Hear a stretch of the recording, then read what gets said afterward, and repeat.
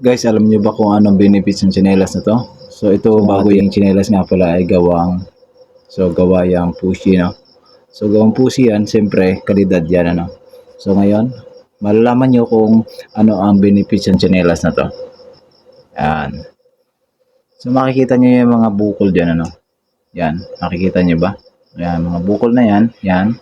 Yan ang sinasabi kong benefits niyo once na binili niyo itong tsinelas na 'to.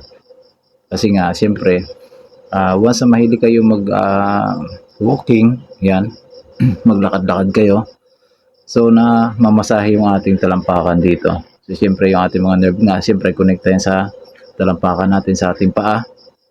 So namamasahe yan bawat hakbang nyo, bawat paglalakad. So yun ang kagandahan dito, yun din ang nagustuhan ko sa tsinelas na to, yung benefits niya. Kaya naman kung wala ka pa nito, pwede mo yung i-check sa ating basket. So baka magkaubusan na. So yung nga pala, mag-order nito.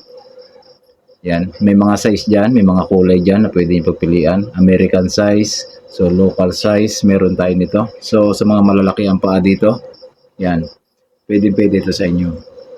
So nahihirapan maghanap ng size na malalaki. So ito, meron tayo. So meron din tayo pang local size. Nandiyan sa ating basket. I-check na lang lahat yan, yung details nito. Kung wala ka pang Pushi na napakaganda and siyempre napakatibay kalidad yan. So siyempre alam naman natin sa gawang Pushi, no? So yan. Oh, kita niyo naman yung pagka-rubber niya. Sobrang gaan niya.